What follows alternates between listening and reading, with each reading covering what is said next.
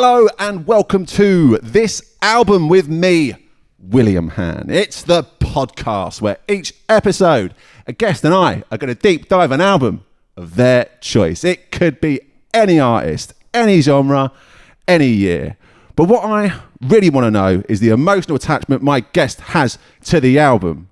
Who knows? We might even have a bit of a laugh while doing it. Well, today, I am joined by the face of modern music journalism and the master of short-form interviews. If you're of a certain age group, you'll know him from TikTok. If you're from another age group, you'll know him from Instagram. And if you're a third, slightly older age group, TikTok and Instagram are a bit like Facebook, but just less right-wing posts from your weird cousin that you see once a year. He's the most welcome man at any bookmakers or casino on the planet. It's the fantastically named Will Gamble. What an introduction. You having that? Yeah. Happy with that? Time. Yeah. Did I nail it? Yeah. Nice one, man. You can't. You're like, yeah, it's very good. But when I go to Las Vegas, I was there recently. No one believes my name. To the point.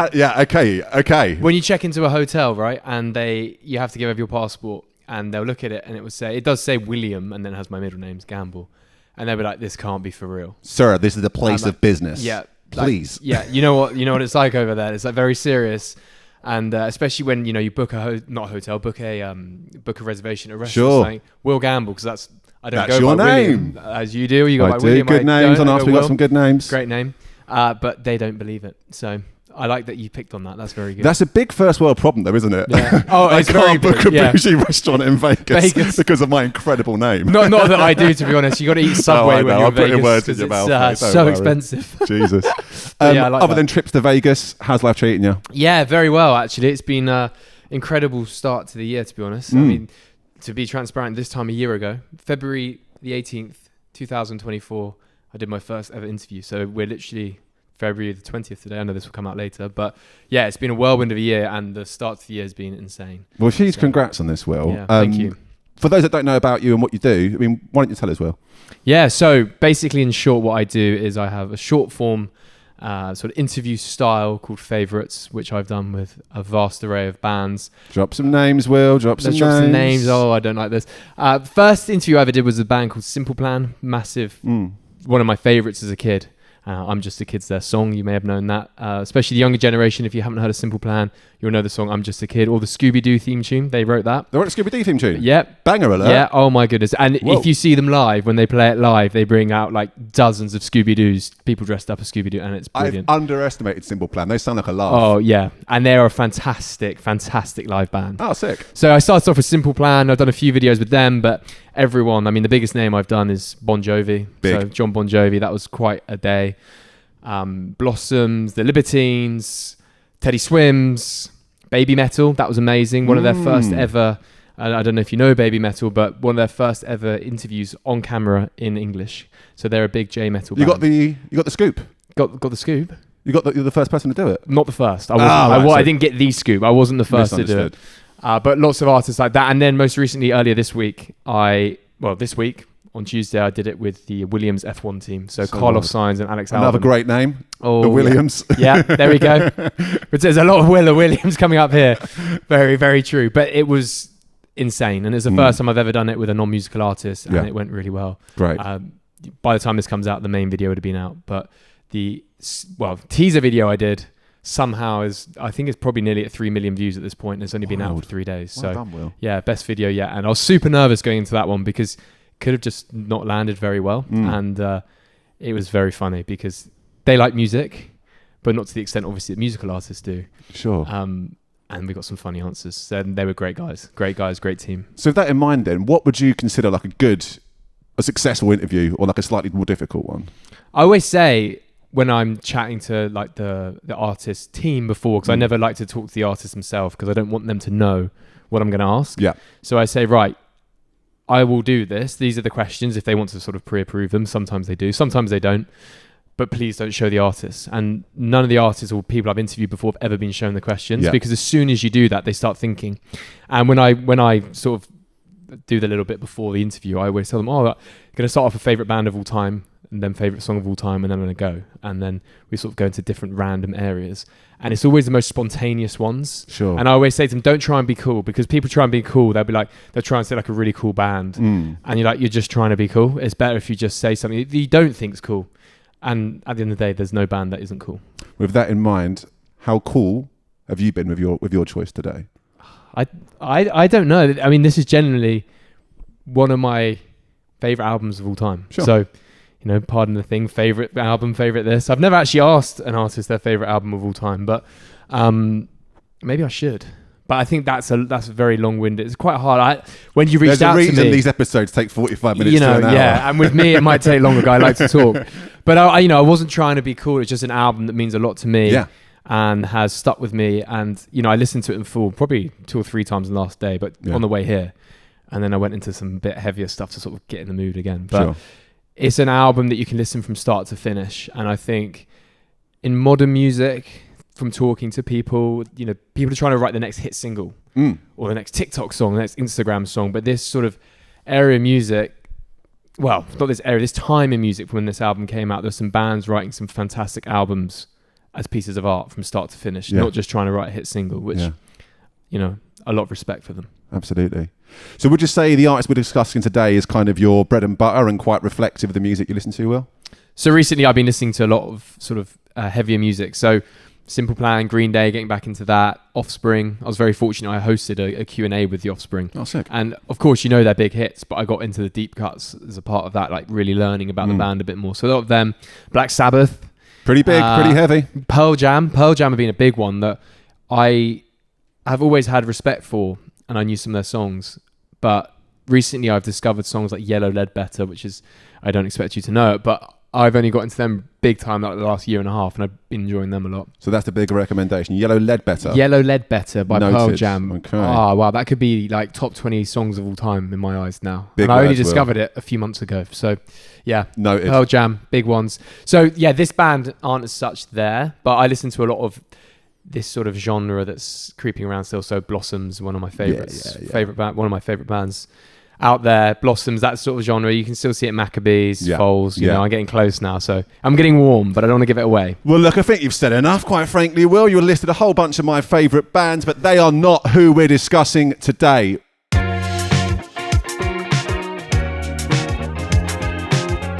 Who are we discussing today, my friend? The one and only Bombay Bicycle Club. Thank you very much, Will. So, Bombay Bicycle Club are a 4-piece indie rock band from North London, and today we are discussing their debut album, I Had the Blues, but I Shook Them Loose. It touches on lust, longing, and youthful rejection via guitars that absolutely master the art of loud/quiet dynamics. It's a raw and energetic debut that seems to bottle a moment in time, and it's expertly captured by producer Jim Abyss, who is known for his work with Arctic Monkeys, Kasabian, and Adele. Whatever happened to that lot? Adele, Kasabian. Never heard of them. The album was released in 2009 at a time when the indie boom was supposedly waning, and yet Bombay's bucked the trend of their contemporaries with a trajectory that only went upwards. And as a man that saw them joined by Damon Albarn on stage at Glastonbury in 2024, I can confirm they are the biggest they have ever been. So, Will, when did you discover this artist, and what sort of music were you listening to before you did?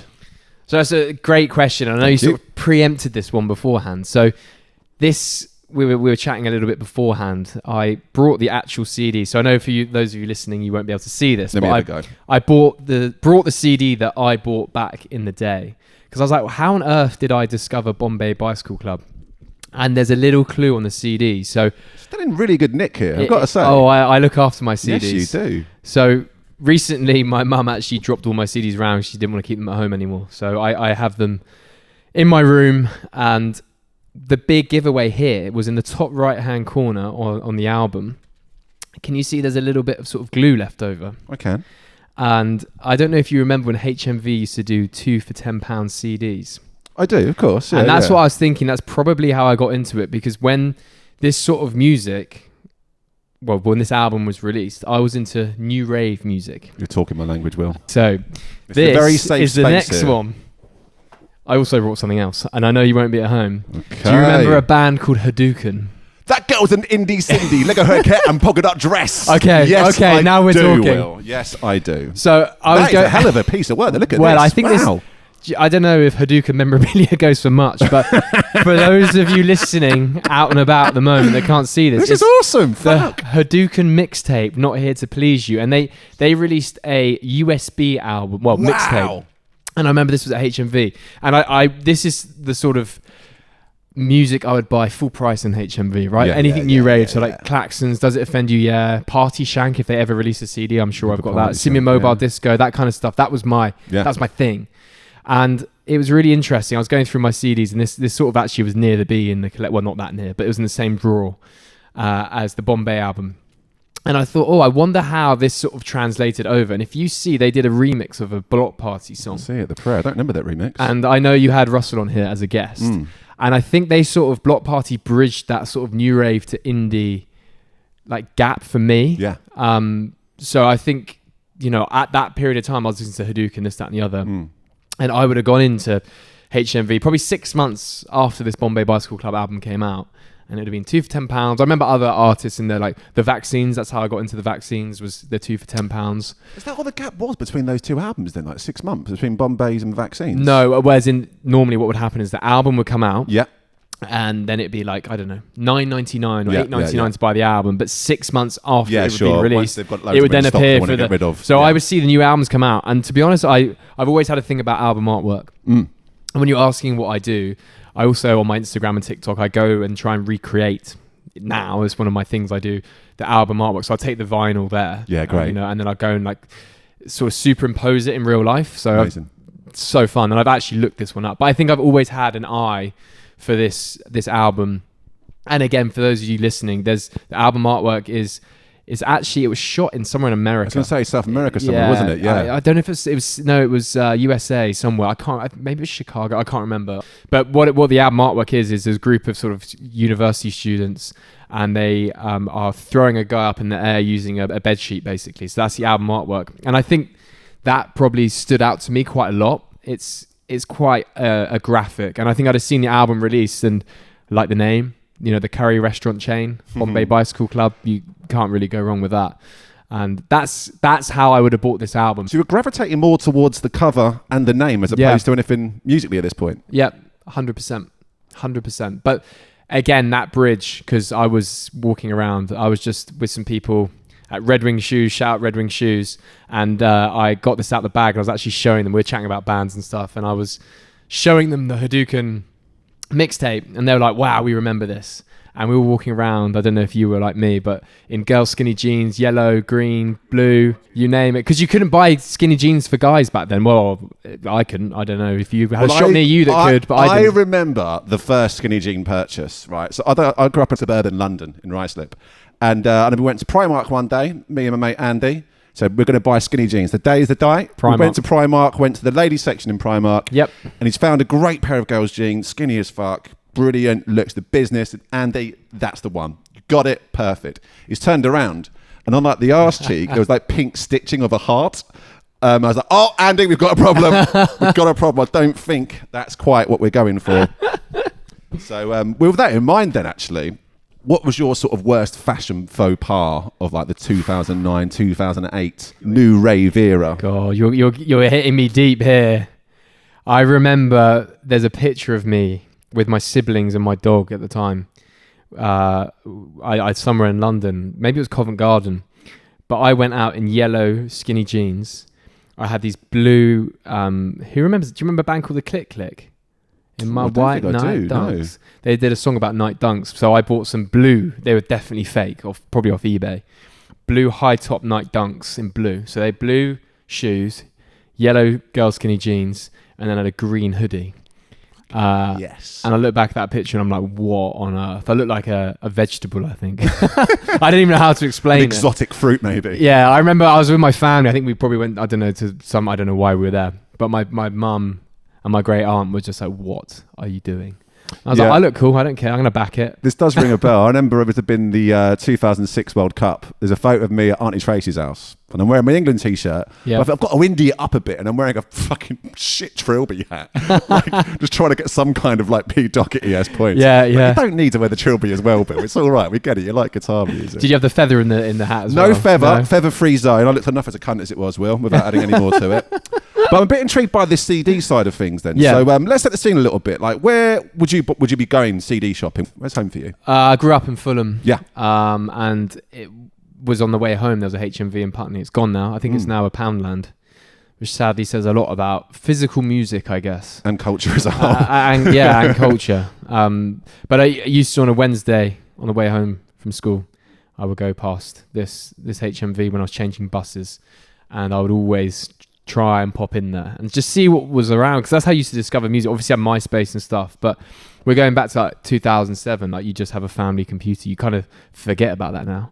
There were no such thing as smartphones where you could listen to music. We used to like share, I'm 28, you share music on like Sony Ericsson on Bluetooth. Wild. Which is just, you couldn't really, and if you got caught at school doing that, you get detention and get your phone confiscated. So you're really suffering for your art, aren't you? I'm putting it all on the line here so you can hear this Klaxons B-side, guys. Yeah, literally.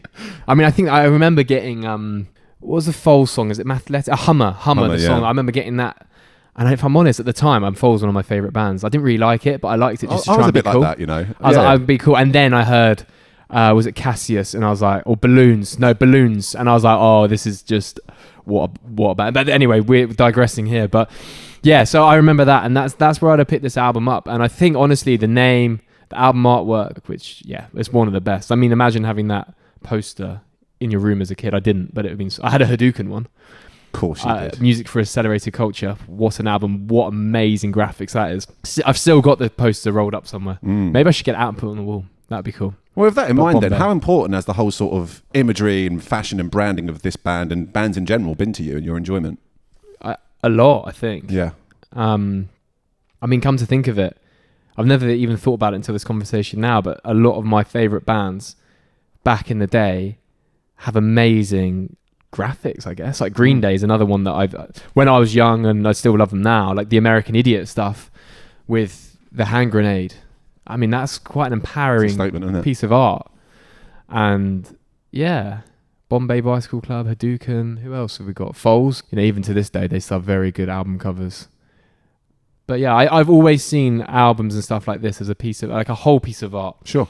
And I think with this album, like the track listing, there's not a bad song on it, and it all leads into it. I've read, obviously you know a band called Sum 41, but their lead singer Derek released an audiobook. And he was discussing their album All Killer No Filler. And back in the early noughties when iTunes came out, I think it was the first 3 songs you could listen to, like the first 30 seconds. So back then, bands... Right, can you remember that? I think it's something like that, or the first minute, or whatever it was of the first 3 songs. You couldn't listen to the rest of the album. So what the bands would do is they put their 2 big hits, number 1, number 2, or number 1, number 3, to make sure that they, listener would then buy the album. Right. But that's why Sum 41... they wrote and released the album All Killer No Filler.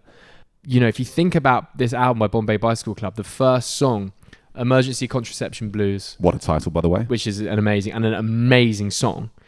Lamplight, and then you got Evening Morning, which is probably my favourite song. But arguably the 2 or 3 biggest songs on this album, Dust on the Ground, Always Like This is halfway down, and Cancel on Me is, in the bottom third of it. They weren't playing by the rules back then, which is quite a risky...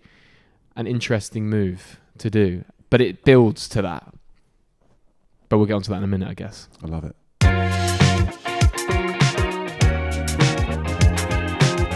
I want to go back a bit about this whole sort of Hadouken Klaxons era, because I don't know about you, but I feel a lot of that stuff has aged better than a lot of the stuff that I was listening to back then. I was a big sort of Pigeon Detectives, Holloways kind of guy. And this is the stuff that should not have aged so well. No. These are the guys with the Mickey Mouse, take the piss out of them for dressing like idiots.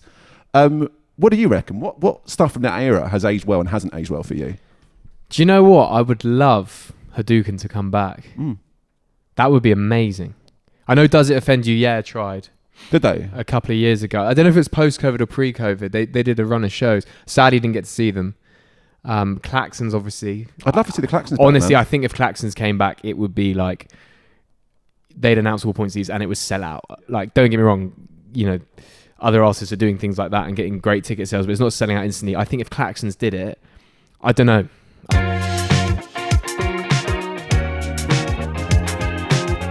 Remember a song called Bounce? Ooh, I don't. Who's that on by? Day job. Hadouken. Hadouken, right. What do you mean? This is my day job. You do bounce. It's like that. And I was like, wow, like this is... And I don't want to like lean towards TikTok and stuff, but it's so catchy. And that's how, you know, you think about Lola Young, amazing song, Messy. But people don't know the start of that song.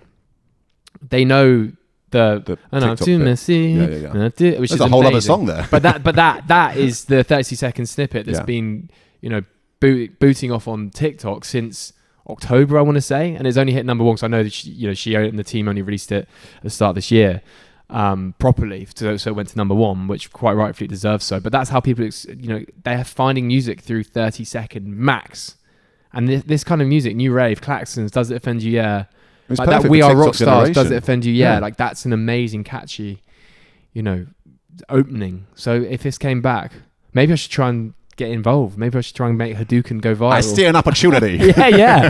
Now we're talking. But no, I genuinely think you're right. I think like 16-year-olds fucking loved Klaxons. They fucking loved Hadouken. I mean, I was a little bit older. I was like, what, I guess 21, and it'd be full of teenagers at these shows, and like that stuff kids would love it nowadays. The TikTok kids would love it. The only thing I think that would be different, and I don't know about you, but since COVID with gigs, it's been quite a different vibe. Mate. People don't want to be near to each other, and it's not like it used to be. And I think that's what would be missing, because I remember Hadouken gigs were mental. Remember when you used to like take glow sticks, and I don't think we'd be bringing glow sticks anymore in 2025, in our 20s and 30s. But it was a lot of pushing, a lot of mosh pits, and it was wild. Unless you go to like the heavier, the punk rock or the metal shows these days, you don't really see that anymore. Well, on that, I saw the Dare at Electric Ballroom a couple months ago. Cool. Big fan of the Dare. I think he's amazing. Like, right up my street, in all honesty. And it was full of kids, which I wasn't expecting. Like proper 18-year-olds. Yeah. I was like, oh, I thought it'd be full of LCD Sound System fans. I was quite naive. Wow. And let me tell you, the kids don't dance. No. I'm not going to be boring and say they're holding their phones up the whole time, whatever they are doing that. But they're just not dancing. No, yeah. They're not dancing. Yeah, it's not yeah, you're right. The only place I've seen it, and it might surprise you, went to see Inhaler at Brixton Academy, and their fans were jumping up and down a lot, which was great to see. Yeah. And even before they walked on stage, they're playing they were playing Oasis, Stone Roses, like proper music. And it was great to see young kids just loving it and jumping up and down. Like that brought it back. But honestly, a lot of other bands, you don't see it anymore, and it's sad. But I think it is a sort of that post-COVID. The kids have got to learn, man. They've got to go to these shows. I think a lot of them, it's their first gig. They don't quite know the etiquette. Yeah, you can do that. You can push a little bit, and people aren't going to get upset. They're a bit nervous, but they'll get there. Well, we used to have a lot of fun on those gigs. Wow, absolutely. Hadouken. I remember seeing Hadouken, Banquet Records. Do you know Banquet? Shout out Banquet Records. Yeah, John Tolley, what a man. I mean, I wouldn't be into music if it wasn't for Banquet Records. I mean, big statement there. Big time. I mean, as much as I'm talking about HMV and Putney, I used to go to Banquet Records. Any gig I see, I saw bands like Polar Bear Club, The Blackout, Cage the Elephant. I remember one time, I don't know what year it had been. It had been just after Thank You, Happy Birthday. Well, around that release. It must have been 2009, I think that album came out. So I'd have been 13. I don't know. Whenever that album, I'd been 13, 14 when it came out. And I remember they turned up late, and everyone's a bit annoyed, but queuing up outside the shop. And I remember, I can't remember the lead singer's name, but he came outside, or the drummer, one of them came out, just went to crowds like, we're so sorry, we're half an hour late, but would you be happy to wait an extra 45 minutes and we rig the shop up properly and we just give it full wham? We're not, because it was advertised as an acoustic show, right? Sure. And they loaded in properly, and my goodness. And they played like a 45-minute set. Fair play. Fully plugged in, and they just played the new album. I was gutted because they didn't play in one ear, I don't think, but they played the new album, like Sabertooth Tiger, amazing song, and it was just wow. So Banquet Records, they used to have Hadouken. That was like my dream, is like a 11-year-old kid, because the Hadouken shows are always either 14 or 16 plus, I can't remember. Sure. At the Hippodrome, which was a nightclub round the corner from Banquet Records, and I think it was to do with their licensing at the time. They had to, it's obviously been knocked down sadly now. But I remember seeing all the videos like Hadouken playing there, and all the cooler kids at school would be at the Hadouken gigs. So you weren't one of the cooler kids?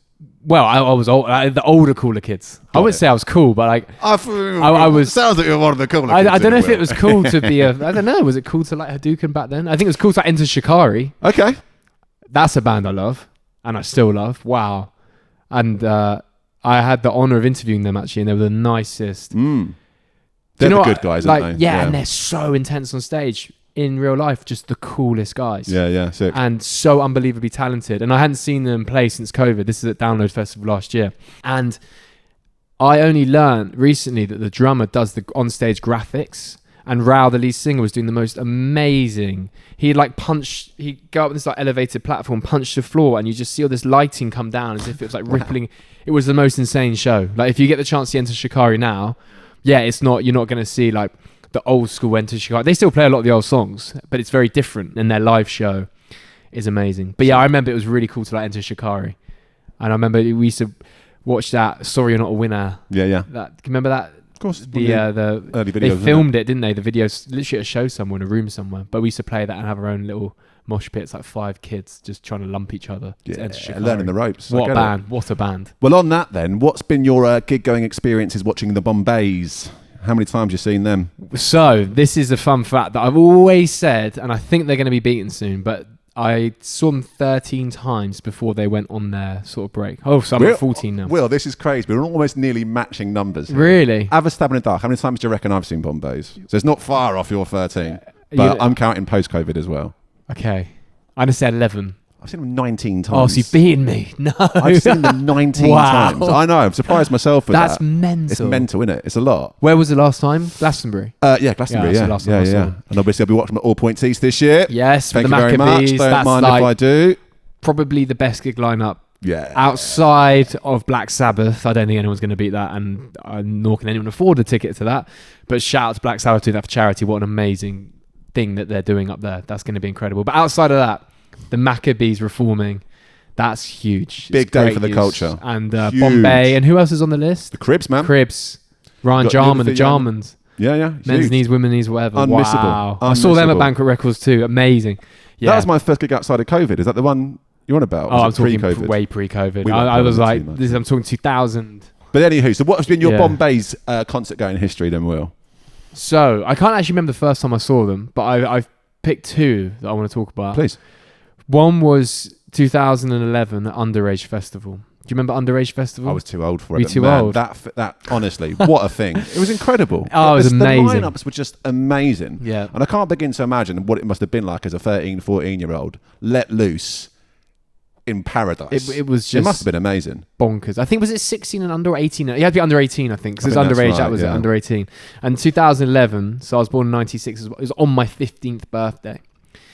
And I just remember my other favourite band at the time were playing Viva Brother, if you remember what they're called, Brother at the time. I remember Brother. Wow, still one of my favourites. What happened do you know there, what, man? Do you know what? I nearly picked that album for this. Really? Yeah, that's how much. An interesting listen, yeah. Amazing. But Bombay, anyway, they were headlining it, and I just remember the excitement. I can't remember who else was on that list, but that was like the indie kid's dream. Yeah.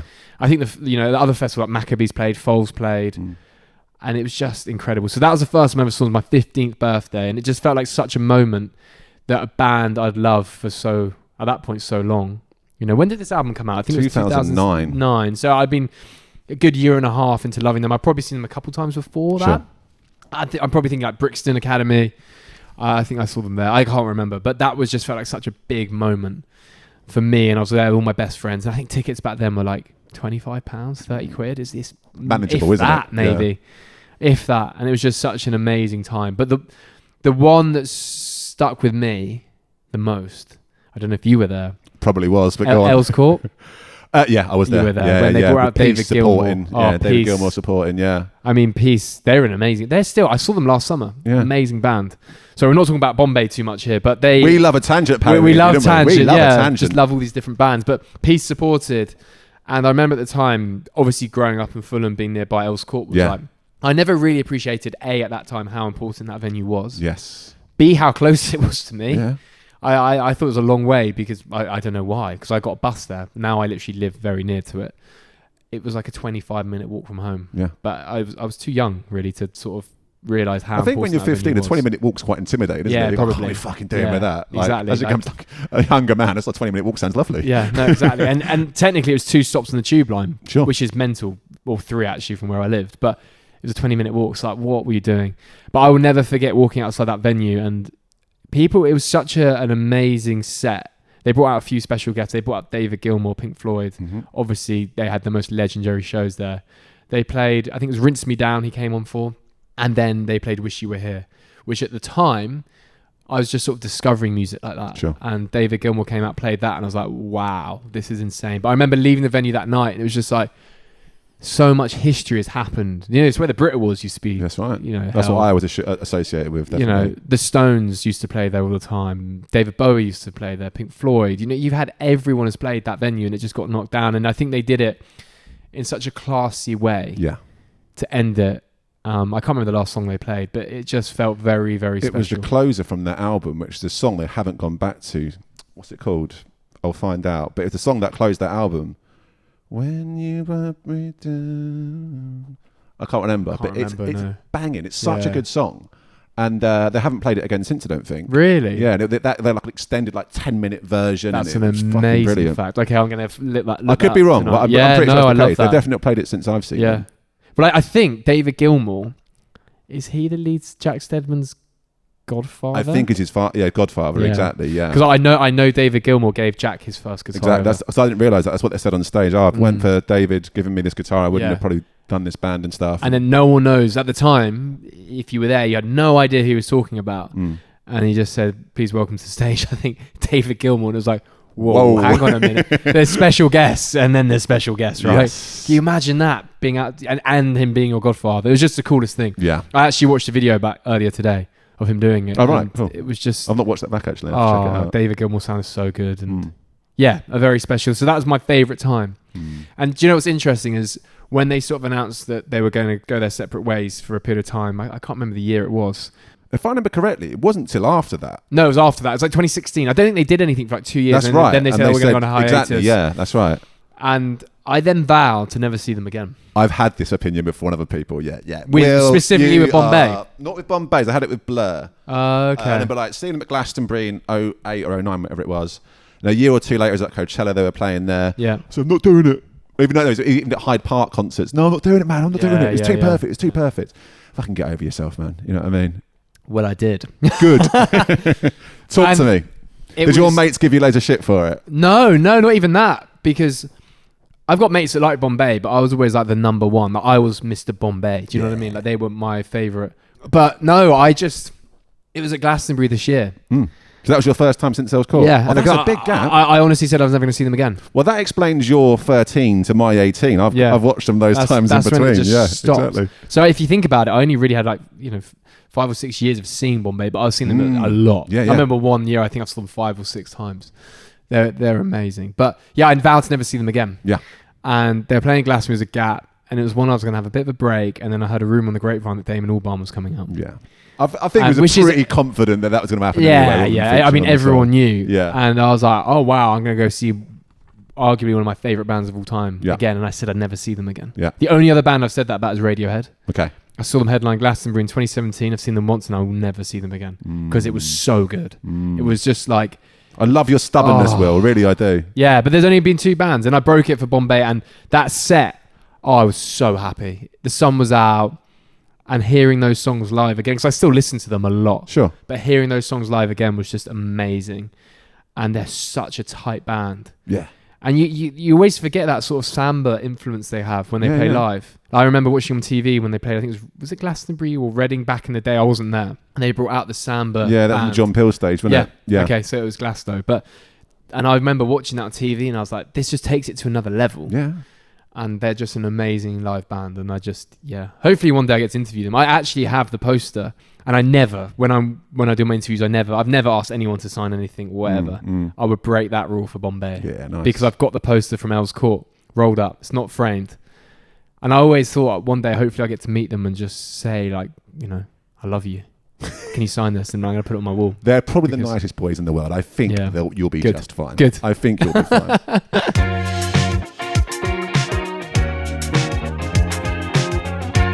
So obviously, I think it's pretty clear that you and me have got a lot of love for this album. Well, they've released 6 albums. They can't all be the best one. How does it chart? How's your 6 looking? Can I be really boring? Be as boring as you wish, Will. Chronological order backwards every time. Is that simple? Yeah, I was looking at it earlier and I was Done. like, I've ruined that question straight away. No, if it's the right answer. But do you know what? The only one I would argue with, and this might be crazy saying because this is my favourite album, but Flaws, that acoustic album, depending what mood I'm in, that could be number 1 at times. That is a hot take, Yeah. Will. Let me tell you, that is right at the bottom for me. Are you joking? I don't make jokes, boys. It's a very serious podcast. That is by quite a long way my least favourite Okay, I think Bombay's I might have album. to leave this right now. That is what? Yeah. Ivy and Gold. You're telling me you don't Ivy and like... Gold's fantastic. Rinse Me Down is fantastic. I think, Dust on the Ground acoustic, isn't that on there? That's... yeah, it is. I don't need that. I don't need it. And there's nothing else on the album I gravitate towards at all. But those 2 are like 10 out of 10 songs for me. Wait, what I need to find what else is on that album because there are some great... I'm just getting my phone out. Please. There are some unbelievable songs on that album. Yeah, Rinse Me Down, Word by Word, Swansea. Oh, yeah, okay. And I'd actually say Ivy and Gold is probably their best song. I think it's great. Yeah. Actually, no, I that's wrong. Evening Morning. Evening Morning is their best song. That bass line, the third song on... Well, on that, this is something I was going to mention, actually. So the first time I became Bombay's aware, I was at Trinity in Harrow. I don't know if you know Harrow very well, but a little indie bar there. Kate Nash was doing an all-dayer bank holiday event put on by my friend Pierce Grady. Shout out to Pierce. And she was the secret headliner. Kate Nash was? Yeah, secret headliner. She's a Harrow girl. She's from Harrow. Ah. But Bombay's were the headliners, an unknown Bombay Bicycle Club who were just at the very start of their career. So it's like late 08, I guess, something like that, middle 08. Yeah, anyway. And knew nothing about, I knew the name, but didn't know nothing about them. And that was by far the best sort of christening of a live band I've ever had in my life. Wow, okay. And hearing that bass line from Evening Morning for the first time, not knowing it was coming, I honestly, if I could bottle that feeling, it was just incredible. I'm going to say, if you're listening to this right now, pause the podcast and listen to that song and then come back. But that bass line... It might be one of the best bits of a song ever. And I had it for that year. They'd done, I saw them at Glastonbury and at Reading that same year on the Park stage. And I think the NME stage. And they were still quite unknown. I think that maybe that song was only a single or something. The album definitely wasn't out. And watching like a couple of thousand people hear that moment for the first time, not knowing it, and the whole tent just shaking at that bass line. People look at each other going, fucking hell. It was quite something. And they would turn it up for that song. Unbelievable. Watching that tent shake was like nothing I'd experienced before. It was amazing. Can you imagine writing a bass line like that as well? Takes some balls, doesn't it? Oi, lads, you guys stop. I'm going to stop on this distortion pedal, turn it up to 25. And And what other than The Chain by Fleetwood Mac, again, I was thinking about this. Where else? Do you know anywhere else with another song that midway through the song you just let rip with that? I mean, well, it's something that came up the other day. It's PDA by Interpol. Discussing it, but it's not. It's not as good as this. I think this might. Well, my notes, in fact, I put here. What did I put? I said best use of a distortion pedal ever. I stand by it, man. I was thinking about it. You know, you can take your Smells Like Teen Spirits and stick them up your fucking ass. Yeah. This is a pretty serious song. English indie rock and roll, hey? Shout out, man. So obviously it's quite a time of flux for you musically by the sound of it. What made Bombay stand out to their contemporaries and had you step away from the world of, new rave? I don't know. I think new rave sort of had its minute. I was talking to someone the other day about this, that there haven't really been music scenes since, other than maybe grime. I think grime had a scene. Yeah, I think that's a fair argument. And I think that's very sad. I mean, Central C's probably the last one left. Trying to do something with that now. I think, a very interesting conversation with someone the other day that maybe rock and guitar music is going to come back, hopefully. But we had new rave, and it feels like for me that was like the scene that was like really in it for me. But and new rave, it was sort of starting to disappear. I think there was a bit of a void then. I think you're right. That period of time, and that's when the bands like Foals, Maccabees, Bombay. Who else? I don't know. That was about it. Mystery Jets, what band? I fucking love Mystery Jets. I think they were on the wane by that point. I love Mystery Jets. I really do. I played some of their songs at Brother's Wedding and stuff. They're But I think they sort of reached that climax by 08, 09, and that was like that trajectory I was talking about. Those other bands are then going downwards a little bit. I think the Maccabees, Foals, and Bombays are the only three that bucked that trend. Yeah. You speak to like a We Are Scientists, for example. Love them. They've still got a good career now, but it's very much on the wane, you know. They weren't doing Brixton Academies at that point. Whereas These guys boys were. would. Yeah. And they still would do that. Easily. Which is amazing. But fun fact, actually, I didn't like the Arctic Monkeys around this time. I used to hate Arctic Monkeys. And This they're is now... a huge take. They're now my favourite band. Other than the Stones, they are my favourite band. I just used to try and be different, I think. I try to be cool, which isn't very cool. And because Arctic Monkeys were popular, it's the same with Florence and the Machine. Sure. I used to hate... Everyone at school would wear like Florence and the Machine badges. Can you remember that? And I was like, that's not cool. And everyone used to like Arctic Monkeys. I was like, that's just not cool. And then basically after this sort of period of Bombay and stuff, Arctic Monkeys released Suck It and See. 2011, I think it was. Certainly probably was. their best album. I love it. Oh, My second favourite Arctic Monkey songs on there, Reckless Serenade. oh, It's one of my favourites, yeah. your love is like, is it that one? No. Yeah, it is. That's Suck It and See. Those other girls are just post-mixed post-mixed lemonades. lemonade. Oh yeah, Suck It and See. Okay, God, I'm we not can gonna sing. harmonise How though, awful. Will. Good Lord, look at this What's guy. Reckless Serenade is the bass line though. Boom, Yeah, there we boom, go. There's boom, another boom, good bass boom, line. boom, Yeah. boom, boom, boom. Dum, Yeah. dum, It's a good yeah. It's a good But yeah, Arctic Monkeys, and then they sort of they filled that void for me then, and then I just fell in love with Monkeys when I first heard them play Are You Mine. Again, I don't really like the album AM. I saw your TikTok on this Oh, recently. did you see Will. it? Tranquility I Base thought- Hotel and Casino is their best I album by agree. a million I agree. miles. I agree. Oh. Don't worry. I'm nearly with you on this. What's your number one Monkeys album then? I don't know which my favourite album is actually, but Star Treatment from that album is Oh. my favourite Monkey song. I think AM is my favourite album. I'd be facetious of me to say differently. And I did think you were just fucking trolling with that. No, I'm dead serious. That song Fireside, in the eyes, honestly. I'll look you in the eye and tell you I hate the song Fireside. It's my least favourite on that And album. Knee Sock, but then they got Are You Mine? And Arabella, I'm going to name my daughter. If I ever have a daughter, she's going to be called Arabella. There's a lot of indie kids with a daughter called Arabella knocking about nowadays, aren't there? Oh yeah, big time. What is the perfect situation to listen to this album, Will? Very good question. Thank you. Sunday afternoon, I reckon. Just after a roast dinner. You're getting post-roast vibes. Yeah, when you're feeling a bit sleepy and you need a bit So of a... let's set the scene. Who's cooking the roast? Who's with you? You back at home? You back Best your parents? mates. Or No, yeah. best mates. Yeah. I reckon it's one of those, you're sitting down, it's winter, Yeah. there's a fire on, you're in the countryside. Did you already have a bit of a hangover beforehand?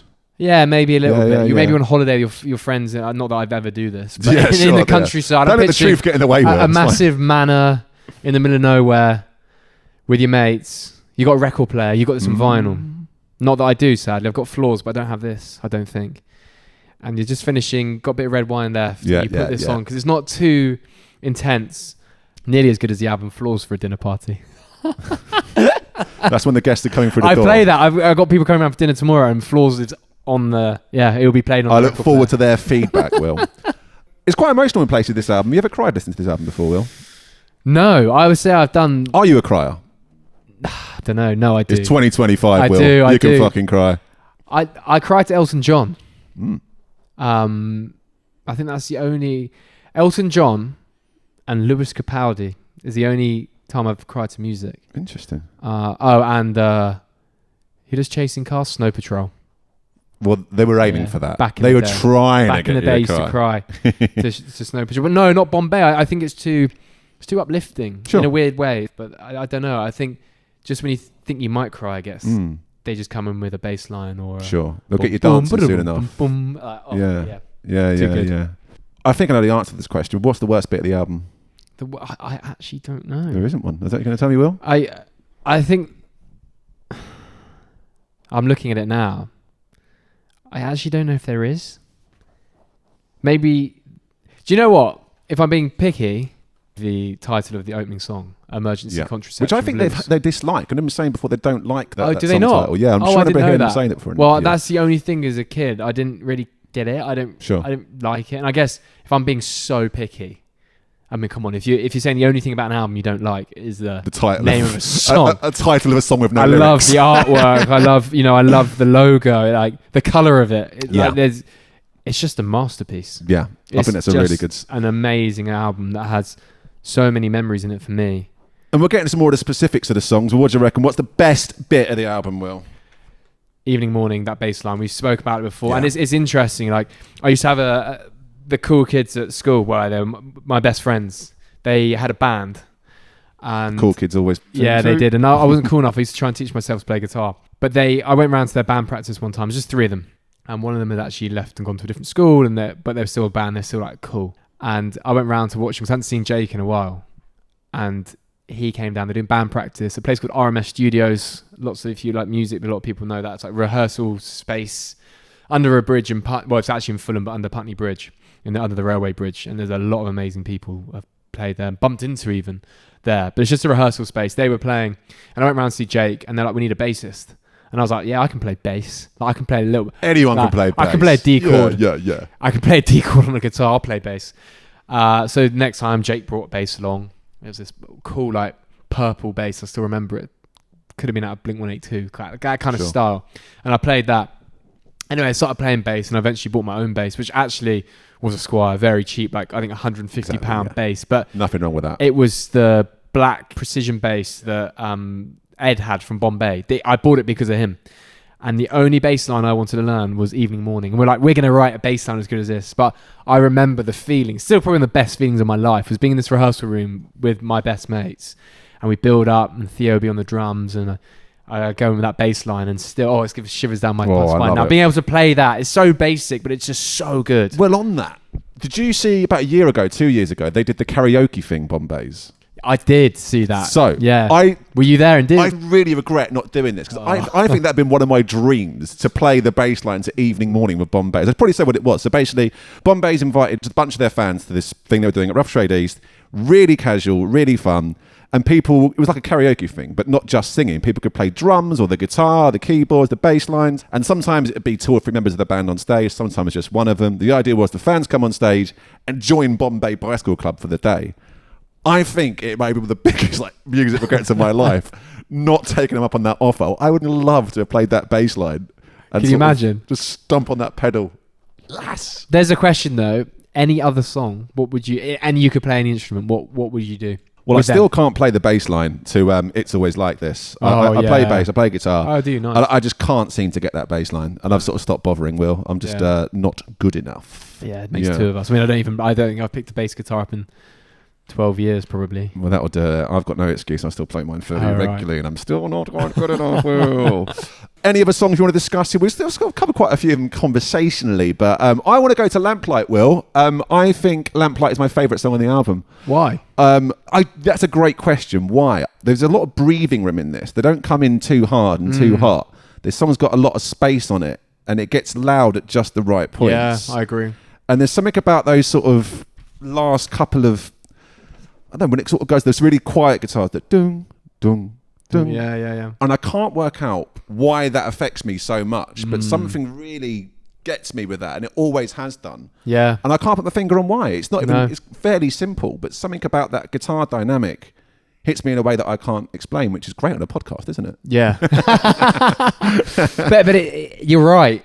It slows down, speeds up, It just does something to me. Can you imagine listening to that, those first 3 songs? Those first 3 songs, it's almost like they're teasing you. Yeah. Like build up, slow down, build up, slow down. Then you get the bass. They show a lot of maturity with this. I mean, they don't come in too hard. There's a lot of breathing space in this, and I think the track listing, like you're sort of getting towards here, the track listing is really, really solid on this. And it shocked me actually when I saw Bombay did the 10-year anniversary thing at Brixton a couple of years back. Nice. And they played Always Like This 7th because it's track 7 on the album. And then I remember thinking, oh fuck, what are they playing this song so early for? And I was like, oh, because it's tracks of the album, though. That's the way it works. I'm about to take it back to track 6. There we go. With 6 or 7, same thing. But Always Like This, I think, we can't ignore that song as well. I think, though it's not my favourite, it is their best song. Yeah. It's their best song, isn't it? Yeah, it just is. Yeah. I think they're pretty much always finished with it, or second to last. Yeah. And that bit where they sort of pull back and no one knows what they're even saying there, but everyone still sings along, which is an absolute triumph. Home you wasted. And I think there's a few little clues throughout this album. I've never noticed it before to listen to it last week. There's little clues in this album about what they're going to go on to do. Their first 2 EPs are fucking solid, and they're just a guitar band, maybe a bit more interesting than the sort of Pigeon Detectives of the world, a bit more creative. But there's little clues throughout this album about what they're going to go on to do. So like songs like The Giantess, acoustic folk song. Yeah. This is what we're doing next, guys. No one saw that coming, but the clues were always there. Very because it's the last, And even Always Like This, which I think, I could be wrong, I'm almost certain was the last song they wrote for this album. If I'm wrong, then forgive me. So sue me. But I think it's sample-led, which is very much what they've gone on to do as a band. So it's all these little clues throughout this album. but no one fucking knew, Will. No, wow. No one saw it coming. That's news to me. I'd never even thought about it like that, to be honest. And I hadn't either until listening to it this week, but it was all there. Wow. All the clues were there.